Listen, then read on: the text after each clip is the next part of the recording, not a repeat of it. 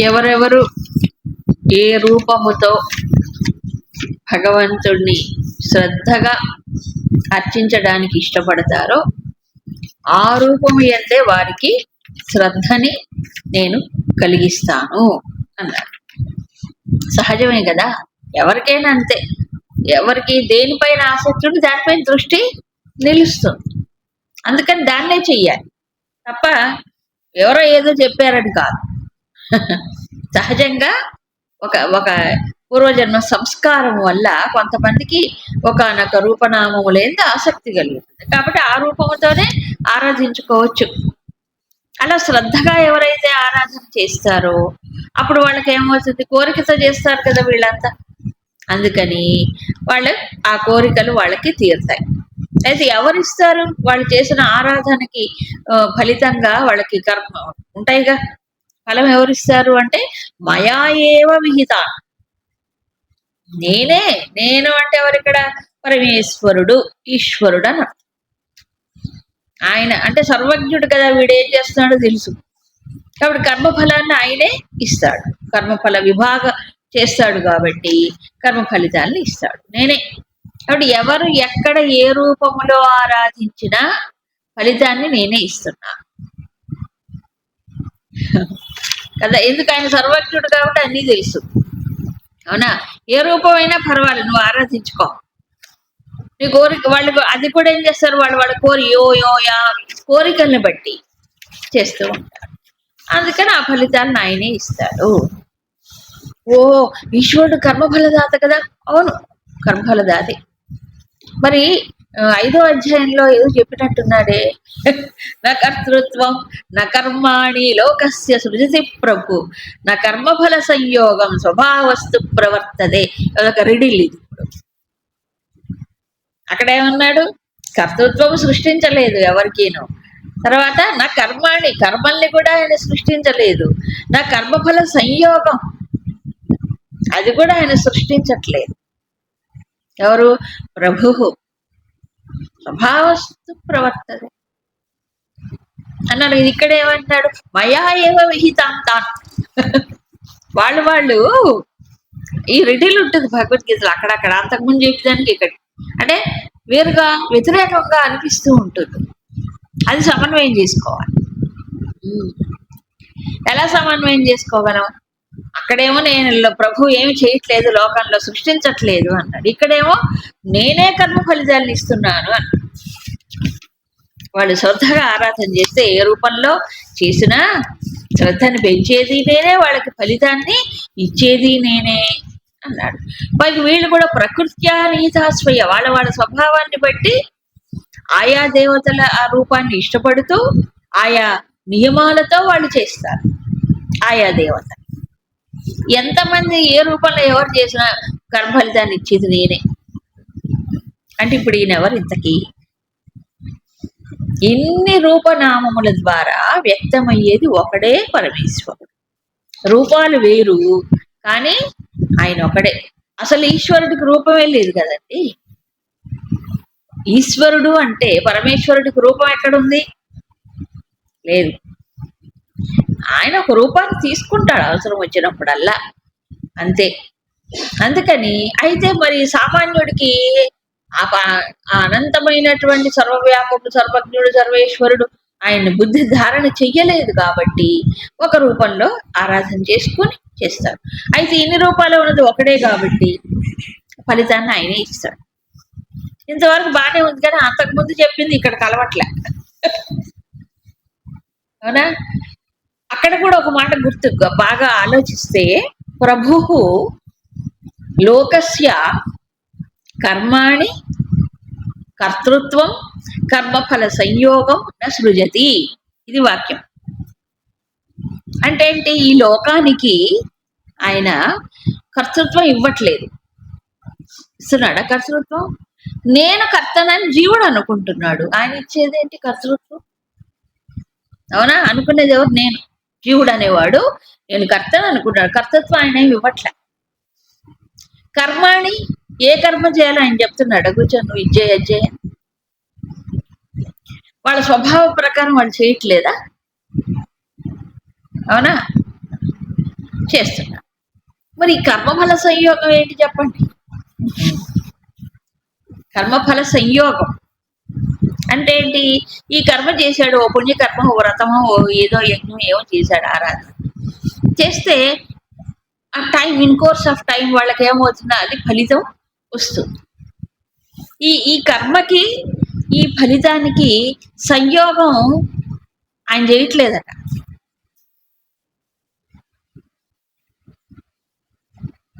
Physics లో ఒక ఒక లా ఉంది, ఒక నియమం.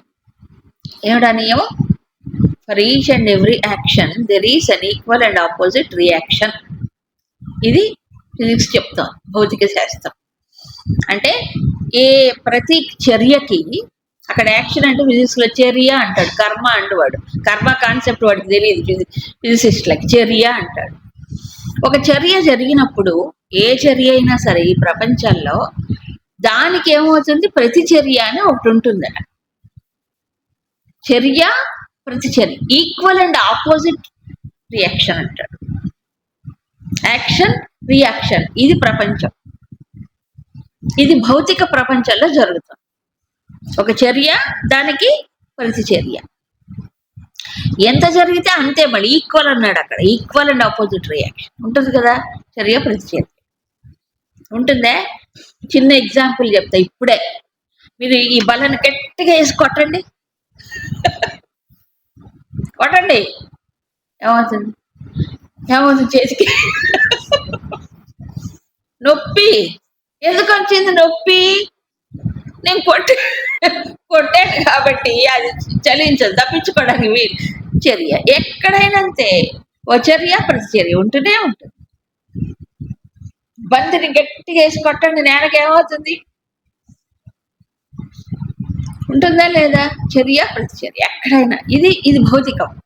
కానీ మనకి వేదాంత పరంగా చూసినప్పుడు,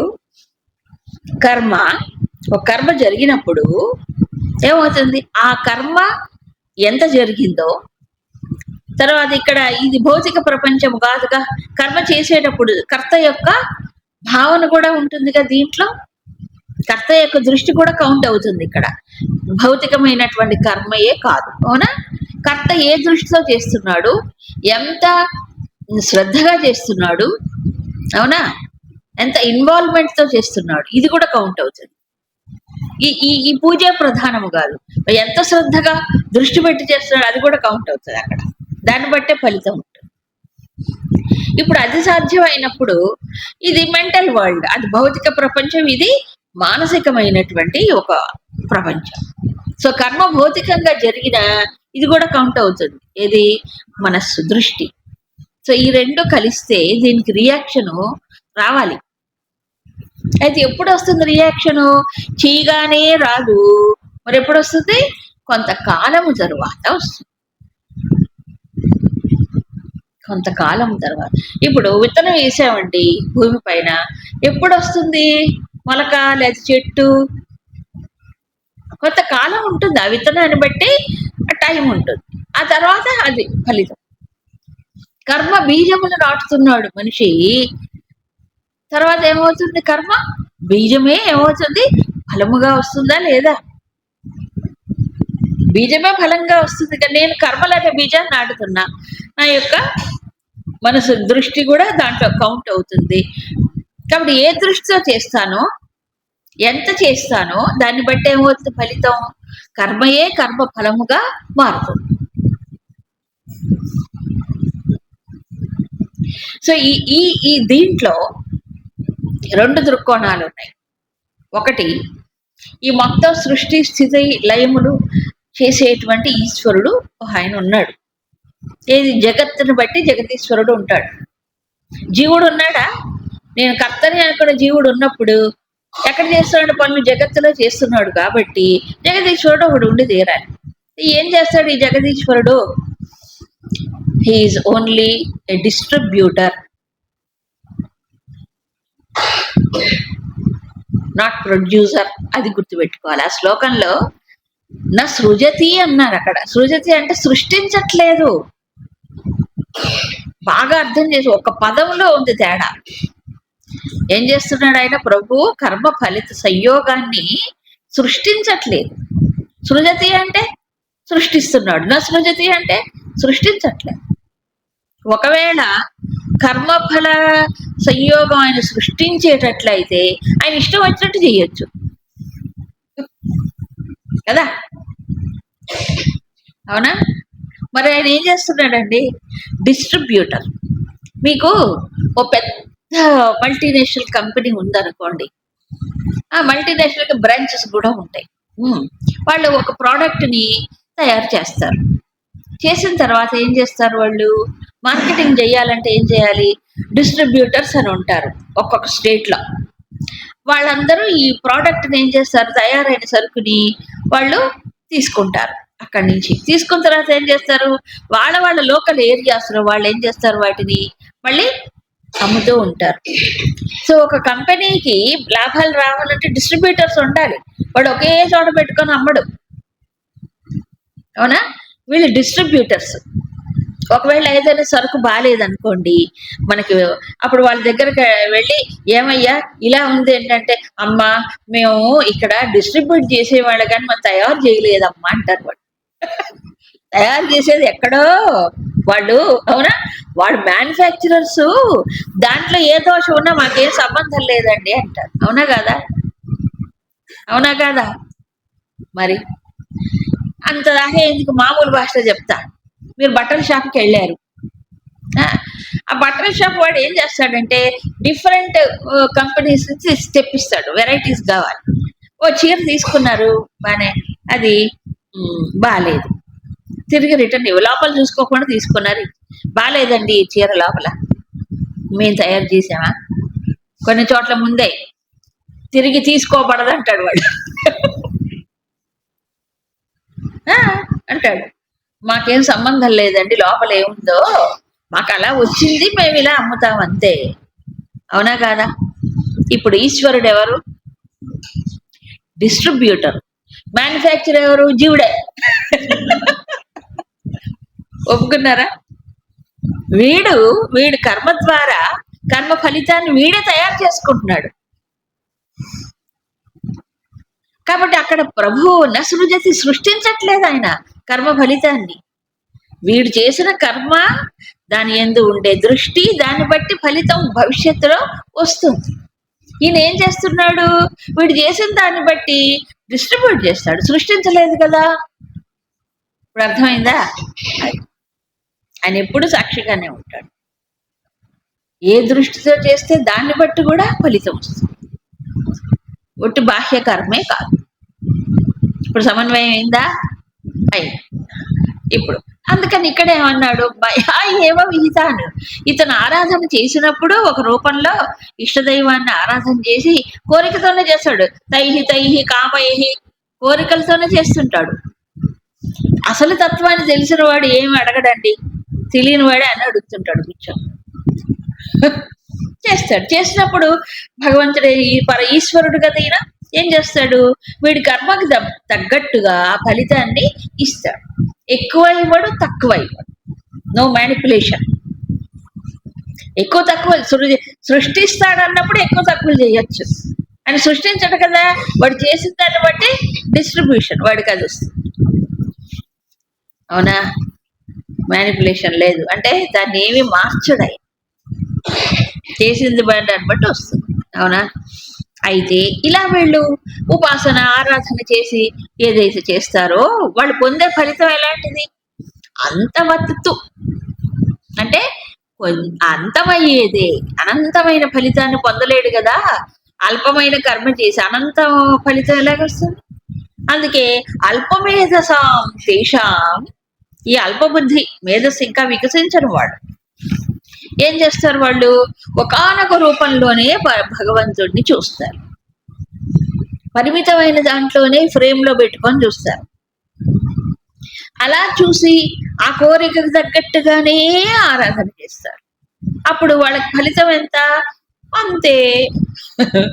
అల్పమేధసాం అన్నాడు అందుకే. కాబట్టి దేవయజ దేవాన్ యాంతి, ఈ దేవతల్ని ఆరాధించేవాడు ఏమవుతున్నాడు? ఆ దేవతలనే పొందుతాడు. ఇంకో చోటికి పోడు, ఇంకేమీ కాదు. వాళ్ళకి అలా గట్టిగా పట్టుకొని ఉంటారు వాళ్ళు. ఆ ఫెనటిజం అంటే అదే. ఇప్పుడు చూడండి, ఈ గొడవలు గొడవలు, మత మౌఢ్యం, ఛాందసం కొట్టుకొని కొట్టుకొని పోతున్నారు. ఎందుకో ఇగో ఈ భగవద్గీతలో ఈ తత్వం తెలిస్తే ఎవరు కొట్టుకోరు. ఒకళ్ళ మీద ఒకళ్ళ ద్వేషాలు, బాబా కలహాలు విపరీతం కదా, ఇంత ఘోరమో దారుణం కదా. ఎందుకని? మాకు మా మతం గొప్పది, మా మతం గొప్పది. ఉన్నవాడు ఒకడే పరమాత్మ. ఇదే ఇది తెలిసిన వాళ్ళు ఎవరు ఇలా చేయరు. మాది ఎక్కువ, మీ తక్కువ. అవునా? వాళ్ళ బుద్ధిని బట్టి ఇంతింతే చూస్తుంటారు అంతే. అందుకే వాటికి మతాలని పేరు పెట్టారు. భగవద్గీత మతం కాదు, మతం కాదు, సర్వులకు జ్ఞానాన్ని ఇచ్చేటువంటి ఒక జ్ఞాన జ్యోతి. అవునా? అందుకని ఆయా దేవతల్ని చేసేవాడు అక్కడికే పోతారు, ఇంకెక్కడికి పోరు. మద్భక్తాహ మామ్యాంతి. ఇక్కడ మద్భక్తాహ అంటే ఎవరు? సర్వవ్యాపకుడైనటువంటి ఆ పరమాత్మని ఎవరైతే చక్కగా ఏకాగ్ర దృష్టితో వాడు అహంభావాన్ని వదిలేసి ఆ పరమాత్మతో అనుసంధానం చేస్తాడో, ఇక్కడ పరిమితమైన భావం లేదు. ఎందుకు? తన పరిమితుల్లోంచి బయటపడుతూ ఆయన పట్టుకుంటారు పరమాత్మని. తన పరిమితులు అంటే ఇదిగో ఇవి ఉన్నాయి కదా, జైలు, శరీరం, సుబుద్ధి, ఈ పరికరాలు. సో దీన్ని ఏం చేస్తున్నాడు? అక్కడ సమర్పణ చేస్తున్నాడు. సో దీంట్లో ఉన్నది పరమాత్మే. సమర్పణ అంటే ఏదో ఇవ్వటం కాదు, పండుకాయ ఇచ్చినట్టు. దాంట్లో కూర్చోకుండా తాదాత్మ్యాన్ని వదలటం. అప్పుడు ఎవరిని పట్టుకుంటాడు? అంతటా ఉన్నటువంటి వాసుదేవ సర్వమితి అన్నాడే అసలు భక్తుడు ఆయన. అసలు భక్తుడు ఆయన అంటే అనంత స్వరూపాన్ని అవగాహన చేసుకుని దాన్నే ధారణ చేసి కదా, దాంట్లోనే నిలిచిన వాడు కదండి మరి అసలు భక్తుడు. మిగతా వాళ్ళు ఇంత చూస్తున్నారు, ఆయన అంతవాడైతే ఇంత చూస్తున్నాడు. అప్పుడు ఏమవుతుంది? దృష్టిని బట్టే సృష్టి.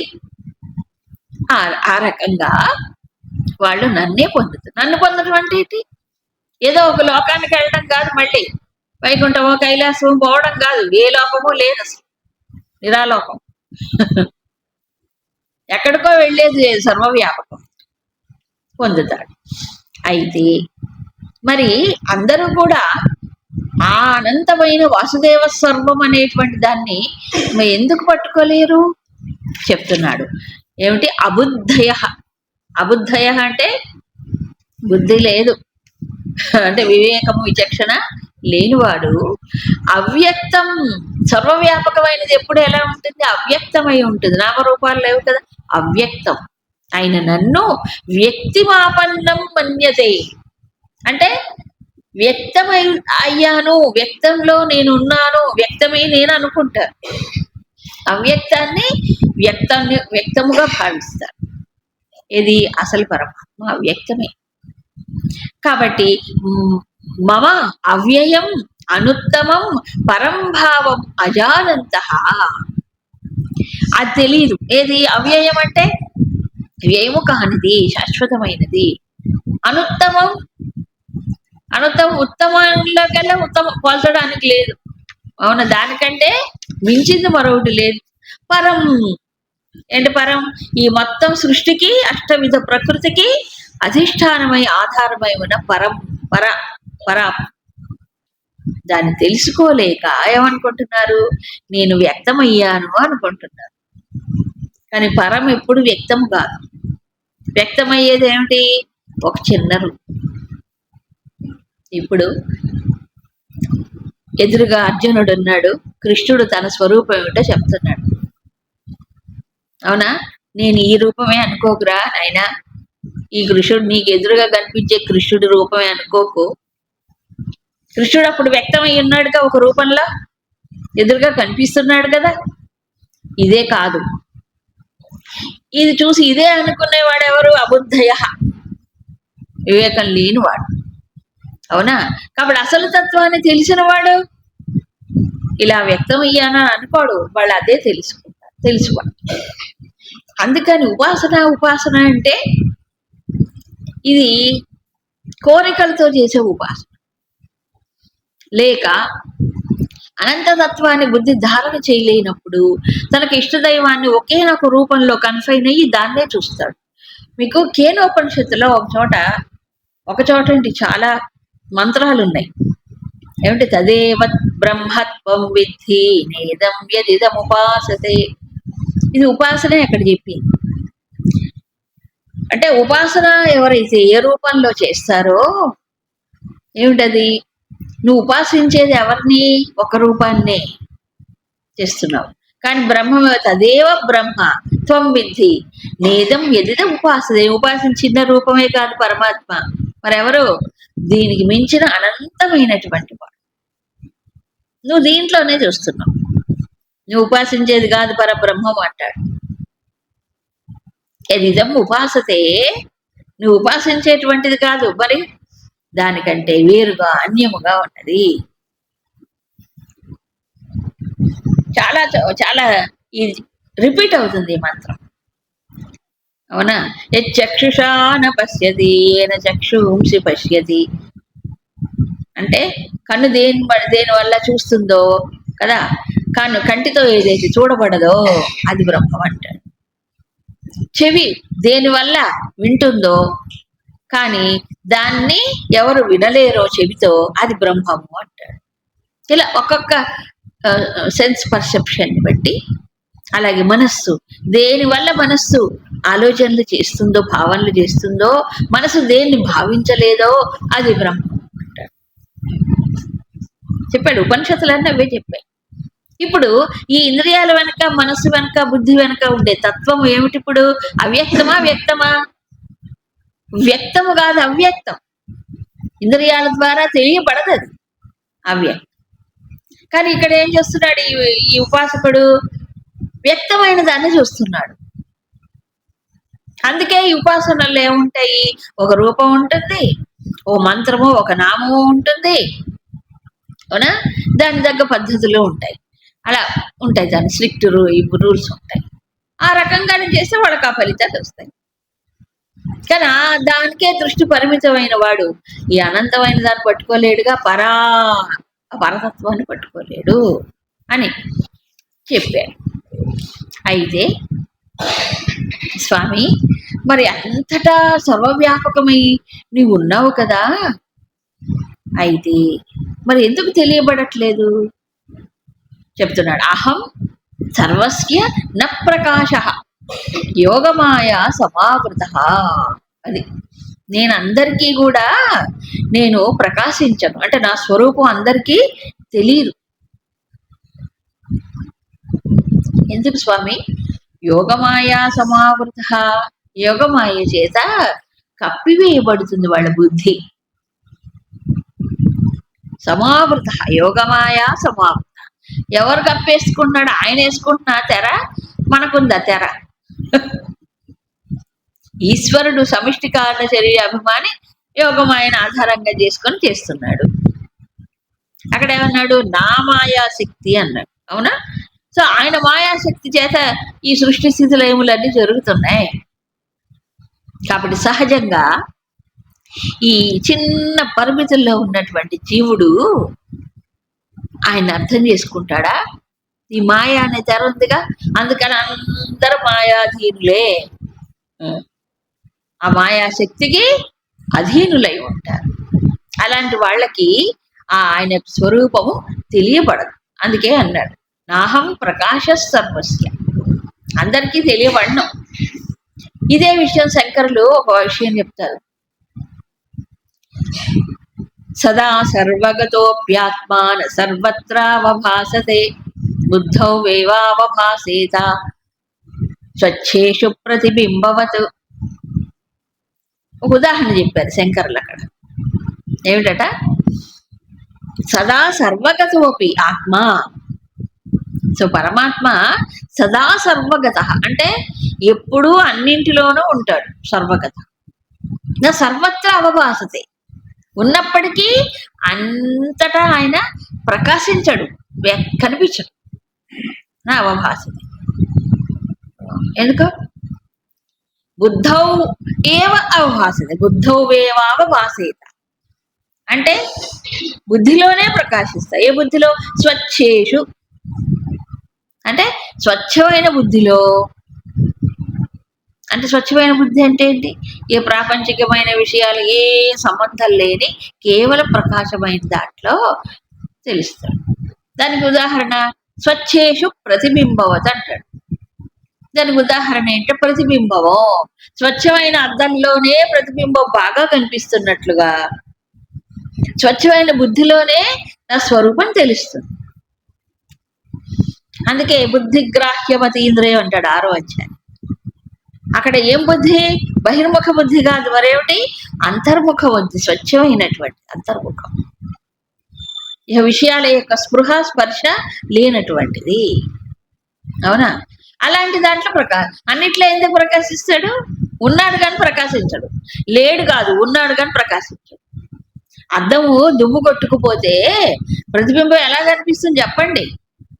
ఇప్పుడు మన బుద్ధులన్నీ దుమ్ము కొట్టుకున్నవే. అవునా కదా? దుమ్ము కొట్టుకున్న దాంట్లో ఎలా తెలుస్తాడు? ఆయన తెలియబడతాడు? తెలియబడడు. తెలుసుకుందామని చేసిన యోగం అయ్యడం వస్తుంది, తెర కప్పేస్తుంది. కాబట్టి ఏంటంటే అక్కడ ఎమోషన్ పనికిరాదు. ఎమోషనల్ లవ్ అనేది తాత్కాలికమే.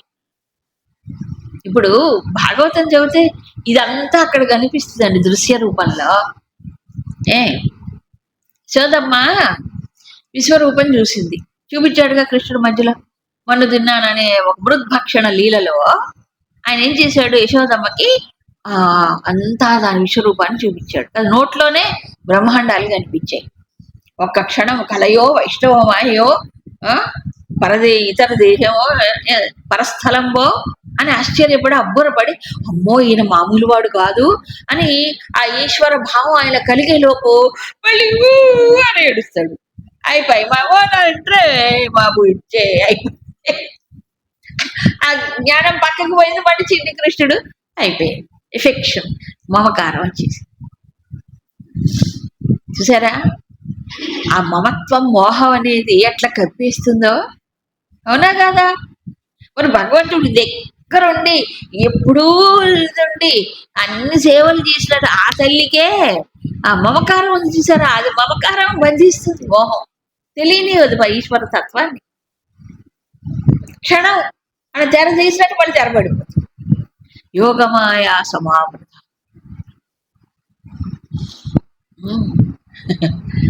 అలా ఏంటంటే మనం భక్తి అంటాం, కానీ భక్తి అంటే ఒక రూపానికి పరిమితమైనటువంటిది పరిమితమే.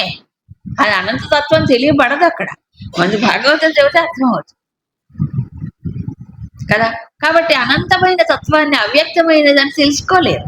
యోగమాయ సమావృత అది. కాబట్టి ఈ చిన్న రూపాన్ని తీసి ఈడే కృష్ణుడు, ఈయనే పరమాత్మ అనుకుంటే ఎట్లా? అలా మోసపోయిన దేవతలు కూడా మోసపోయారు.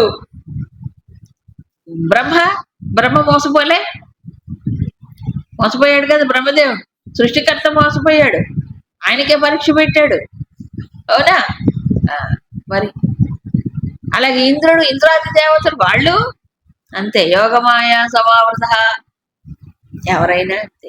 కాబట్టి పరంభావాన్ని తెలుసుకోలేరు, అనంతమైన తత్వాన్ని తెలుసుకోలేరు. ఉన్నా సర్వవ్యాపకుడై సర్వత్రా ఉన్నా నాహం ప్రకాశ అందరి బుద్ధిలో ప్రకాశించడు. ఆ బుద్ధి స్వచ్ఛమైనటువంటి ఋషులు ఎవరైతే ఉంటారో ఎవరైనా సరే అప్పుడు తెలుస్తుంది. కాబట్టి మూఢ నాభిజానాతి. ఎవరిని? అవ్యయం అజం మాం. అవ్యయం అంటే వ్యయము కాని శాశ్వతమైన, అజం అంటే జన్మరహితుడిని అని అందరూ తెలుసుకోలేరు మూఢులు. కాబట్టి ఇదిగో ఈ రూపం ఇక్కడ వచ్చాడు, ఈయన ఇక ప్రకటితమయ్యాడు, ఈయన జన్మ ఉన్నది, ఇదే ఈయన రూపం అనుకుంటారు. ఆయన జన్మ తీసుకుంటాడు అంతే. ఆయనకి జన్మ ఎక్కడ ఉంది? అజోపి సన్ అవ్యయాత్మా సన్ భూతానాం ఈశ్వరోపి సన్ చెప్పాడా 4వ అధ్యాయంలో. కాబట్టి యోగమాయను ఉపయోగించుకొని ఒక రూపాన్ని తీసుకుంటాడు తప్ప అసలు స్వరూపం అది కాదు. సరే, అందుకని ఈ యోగమాయ శక్తిలో ఎవరైతే యోగమాయ చేత కప్పివేయబడతారో, మాయ అధీనులై ఉంటారో అప్పటిదాకా తెలియదు వాళ్ళకి. చూడండి, వేదాహం సమతీతాని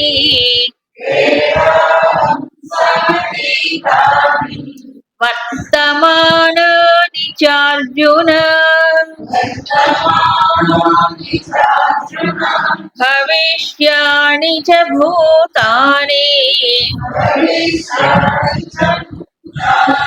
మాం తు వేద న కశ్చన.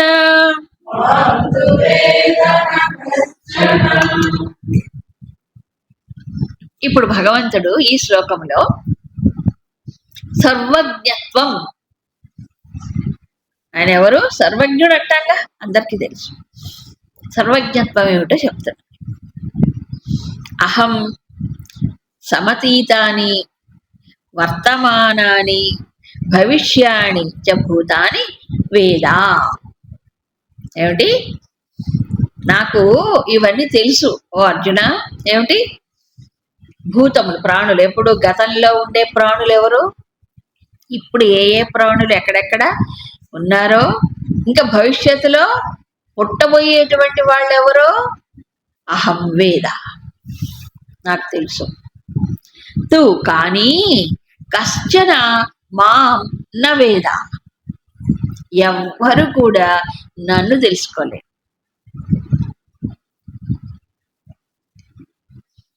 వెంటనే మనం ఇంకా నేను తెలుసుకోలేను భగవంతుడు, వెళ్ళిపోతానండి. ఏమన్నారు ఇక్కడ? ఇంతకు ముందు ఎవరెవరైతే సమతీతాన్ని గతంలో ఎవరైతే పుట్టారో ప్రాణులు, భూతాన్ని, ఇప్పుడు ఎవరెవరైతే ఏ ప్రాణులైతే ఇక్కడ ఈ సృష్టిలో ఉన్నారో, ఈ తర్వాత పుట్టబోయేవాడు అందరూ నాకు తెలుసు. కన్నా ఎవరు కూడా నన్ను తెలుసుకోలేరు. ఇది ఇప్పుడు చెప్పారు, ముందే చెప్తే అసలు వినేవాళ్ళం కాదుగా భగవద్గీత. ఏదో ఆయన తెలుసుకోవడానికే కదా ఇది మేము చదువుతున్నాము. నన్ను ఎవరు తెలుసుకోలేరు అని అంటే ఎందుకు భగవద్గీత పనిలాగా?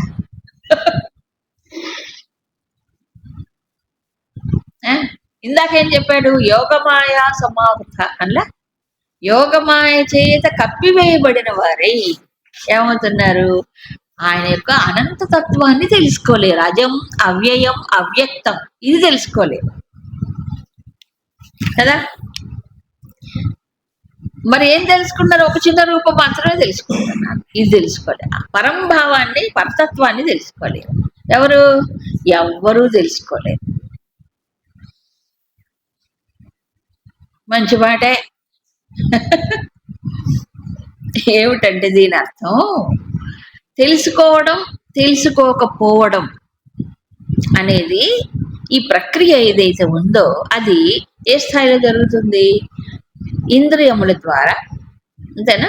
మనస్సు ద్వారా, బుద్ధి ద్వారా జరుగుతుంది, అంతే కదా.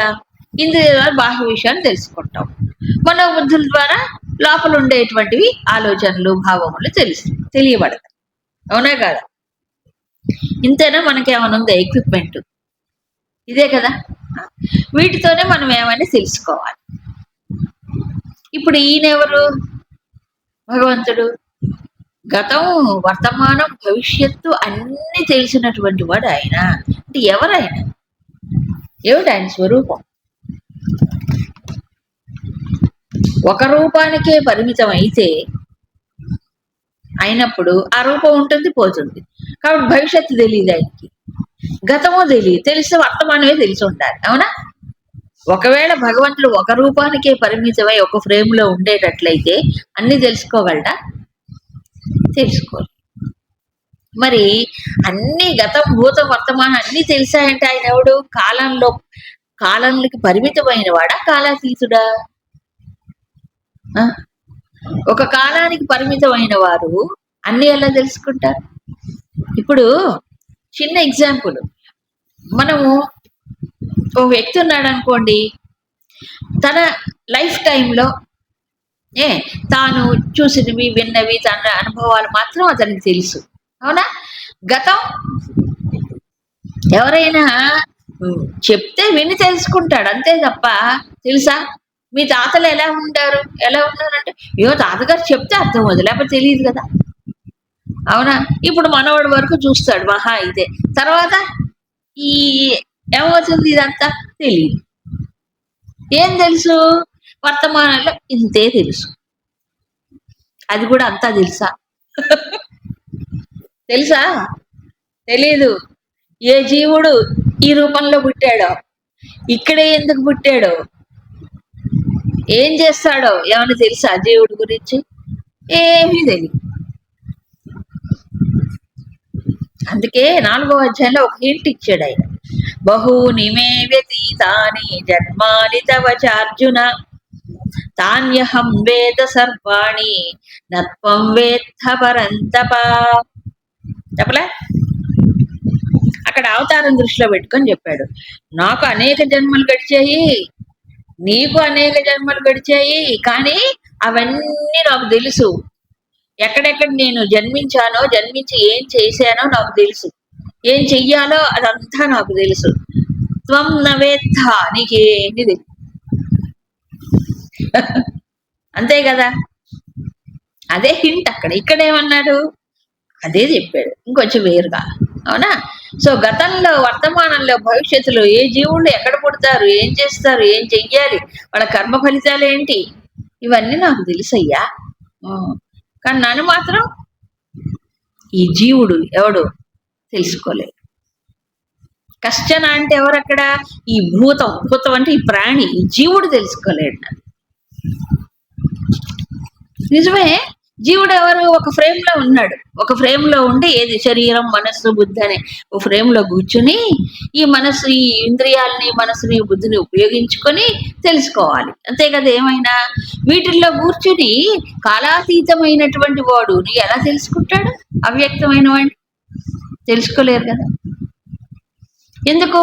ఓ చిన్న ఎక్విప్మెంట్ అది. ఇందాక చెప్పింది అదే కేనోపనిషత్ వాక్యం.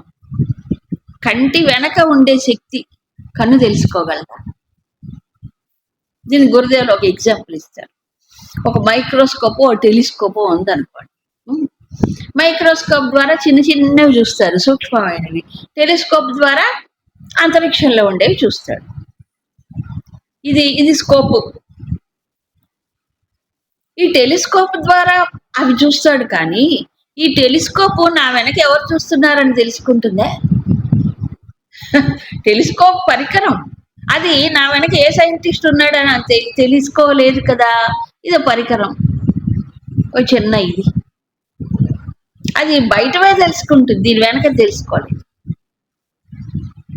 బల్బు వెలుగుతాం, ప్రకాశం, ఆ వెలుగులో అన్నీ చూస్తున్నాం. అవునా కాదా? ఆ బల్బు నేను ఎలా వెలుగుతున్నాను అని తెలుసుకుంటుందే? అది జడమైన పరికరం,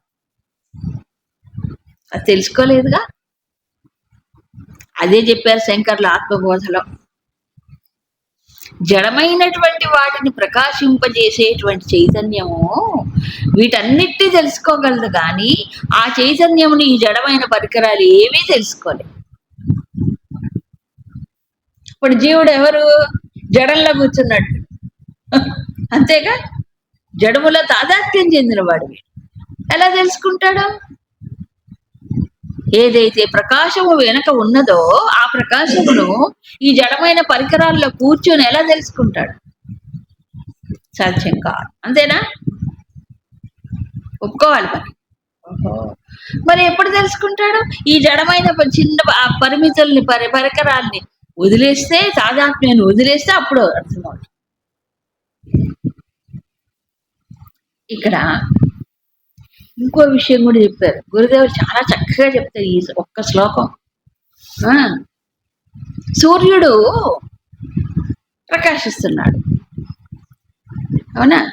ఈ సూర్యుడు ఈ మొత్తం జగత్తుని ప్రకాశింపజేస్తాడు. కృష్ణం జగత్. ఆయన వెలుగులో, ఆ సూర్య ప్రకాశంలో అందరూ అన్ని పనులు చేసుకుంటారు. ఇప్పుడు సూర్యుడు ఈ జగత్తుని ప్రకాశింప చేస్తున్నాడు అంటే అంటే ఏంటి? ఓ కర్తృత్వం ఆయనకి ఇచ్చేసాం. సూర్యుడు ఇదంతా ప్రకాశింపజేస్తున్నాడు. కాబట్టి మేమంతా ఆయనకి ఏం చేస్తున్నాం, ఆయనకి దండం పెడుతుంది. ఎందుకు ఇంత ప్రకాశాన్ని ఇస్తున్నాడు కదా అని ఆయనకి నమస్కారం చేస్తాం. నిజంగా సూర్యుడు నేను ప్రకాశింపచేస్తున్నాను అని ఎప్పుడైనా అనుకున్నాడా? ఇంత జగత్తుని అనుకున్నాడా సూర్యుడు? లేదు. ఆ కర్తృత్వం ఆయనకు లేదు. ఓహో, మరి ఇవన్నీ జరుగుతున్నాయి కానీ ప్రకాశాలు, అవును ఆయన స్వభావం అది. ఏది ప్రకాశం అనేది ఆయన స్వభావం. సో ఆయన ప్రకాశిస్తుంటే మనం మన పనులు చేసుకుంటున్నాం. ఆయన ఎప్పుడు ఆయన కర్తృత్వం లేదు. అవునా? కర్తృత్వమే లేదు. అలాగే ఇంత పెద్ద విశ్వం ఉంటే, బ్రహ్మాండం ఉంటే, భగవంతుడు వీటన్నిటినీ కూడా ప్రకాశింపజేస్తున్నాడు అంటే ఆయన కర్తృత్వం ఉందా? లేదు. ఆయన యొక్క సహజ స్వరూపం ఏంటి? ప్రకాశమే. ఏ ప్రకాశం? ఆత్మ చైతన్యం, చైతన్యం అనేది. అక్కడ ఆయన కర్తృత్వం లేదు, ఏమీ లేదు అక్కడ. అట్లాగే సూర్యుడు ఉదాహరణలో అక్కడ చెప్పారు. అవునా? మరి ఎవరు అంటున్నారు ఇది? ఈ జీవుడు అంటున్నాడు కూర్చొని. ఏమంటున్నాడు? ఇదిగో ఈ ఫ్రేమ్ లో కూర్చొని కొంచెం పరిశోధన చేసేవాడు అంటున్నాడు. ఏమని? ఈశ్వరుడు ఇదంతా ఆయనకి అన్నీ తెలుసు, సర్వజ్ఞుడు, సర్వవ్యాపకుడు అని జీవుడి దృష్ట్యా అది కరెక్ట్. కానీ ఈశ్వరుడు కర్తృత్వం ఉందా? భోక్తృత్వం ఉందా? చెప్పాడు కదా, ఇవేవి ఆయన సృష్టించట్లేదు. కర్తృత్వం లేదు, భోక్తృత్వం లేదు, ఏమీ లేదు ఆయనకి. ఎవరు? కేవల ప్రకాశమై ఉన్నాడు, కేవల చైతన్యమై. కాబట్టి ఆయన తెలుసుకోవడం అనేటువంటిది కూడా అక్కడ, ఇప్పుడు కర్తృత్వం ఎంత ఇదో కరెక్టో, అప్పుడు ఏంటి భోక్తృత్వం, నేతృత్వం, జ్ఞాతృత్వం కూడా కరెక్ట్ కాదు మరి. అవునా? కర్తృత్వం లేదు ఆయనకి, మరి భోక్తృత్వం ఉందా? అది కూడా లేదు. మరి జ్ఞాతృత్వం ఉంటుందా? అది కూడా ఉండదు పరమాత్మకి. పరమాత్మకి లేదు. ఈశ్వరుడుగా సమిష్టి కారణ శరీర అభిమానిగా వ్యక్తమైనప్పుడు ఇవన్నీ ఉంటాయి, సర్వజ్ఞత్వం ఇవన్నీ ఉంటాయి. అర్థమైంది? సర్వజ్ఞత్వం అనేది ఒక స్టేటస్. ఎవరికి? సమిష్టి కారణ శరీర అభిమాని అయి ఉన్నప్పుడు సర్వజ్ఞత్వం అంటారు. కానీ పరమాత్మ ఇవేమీ లేవు. సో ఇప్పుడు ఏం చెప్తున్నాడు ఆయన? ఈశ్వరుడిగా ఉండి ఏమంటున్నాడు? ఇవన్నీ నాకు తెలుసు అని చెప్తున్నాడు. ఏవి? గతం, వర్తమానం, భవిష్యత్. నిజమే. ఈశ్వరుడు అంటేనే అది సర్వజ్ఞుడై ఉన్నాడు.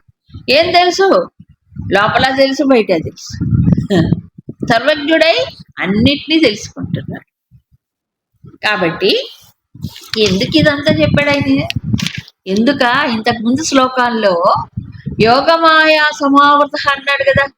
యోగమాయ చేత కప్పివేయబడినప్పుడు మూఢులై ఈ లోకంలో నన్ను తెలుసుకోలేకపోతారు.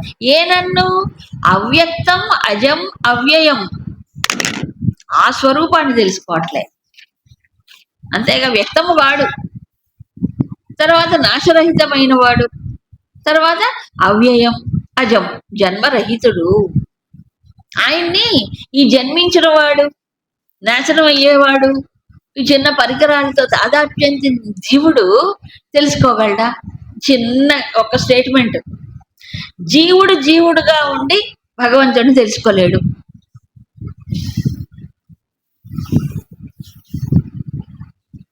ఏంటి?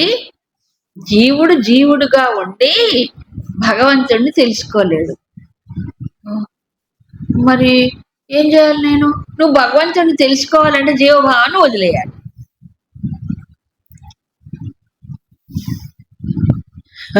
జీవభావాన్ని త్యజించాలి. అదే కదా పరిమితుల్లో బిగిస్తుంది మనిషిని.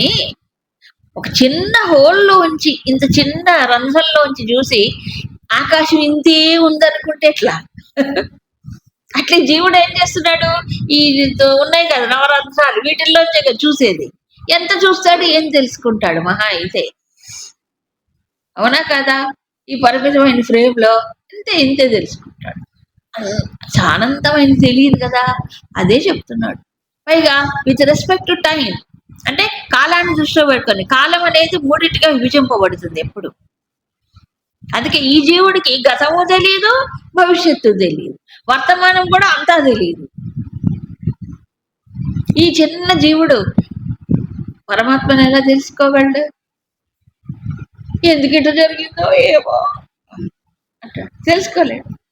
మరి ఈశ్వరుడైతే అన్నీ తెలుసు. కాబట్టి ఏం చేయాలి ఇప్పుడు? తన అజ్ఞానాన్ని ఒప్పుకొని సరెండర్ చేసేసి, కానీ నాకేమీ తెలియదు స్వామి, నీవు సర్వజ్ఞుడివి కదా, అందుకని ఆయన ఆజ్ఞకు శిరసావహించాలి. ఈశ్వర ఆజ్ఞ అని చెప్పాడు. అది కావాలని ఈ జీవుడు యొక్క అహం కరగాలంటే ఏం చేయాలి? ఇది పోవాలి. నా బుద్ధి, ఎందుకంటే తాదాత్మ్యంలో శారీరక తాదాత్మ్యం కాదు, బుద్ధి తాదాత్మ్యం కూడా చాలా సటిల్ గా ఉంటుంది మనిషికి. బుద్ధితో ఎంతసేపటికి పరమాత్మని తెలుసుకోవాలనే కాంక్ష ఉన్నా బుద్ధితో తెలుసుకోవాలనే ప్రయత్నం చేస్తుంటాడు. తాదాత్మ్యం ఎక్కువ ఉంటుంది ఇంటలెక్చువల్స్ కి. కాబట్టి బుద్ధితో ఎలా తెలుసుకోగలవు? అందుకే నన్ను ఎవరు తెలుసుకోలేరంటాడు. బుద్ధి బహిర్ముఖమైనంతసేపు, అంతర్ముఖమైనప్పటికీ మహా అయితే ఒక రూపాన్ని పట్టుకొని లోపల చూసుకుంటుంది అంతే, తెలిసినట్ట కాదు కదా. అసలు భగవంతుడు ఎవరు? వీటన్నిటికీ అతీతుడు, అవ్యక్తం, అజం, అవ్యయం. అందుకని ఈ జీవభావం ఉన్నంత వరకు, పరిమితులు ఉపాధి సాధాత్మ్యం ఉన్నంత వరకు ఈ అనంతమైనటువంటి ఆయన్ని తెలుసుకోవటం సాధ్యము కాదు. ఎవ్వరూ తెలుసుకోలేరు, సాధ్యము కాదు.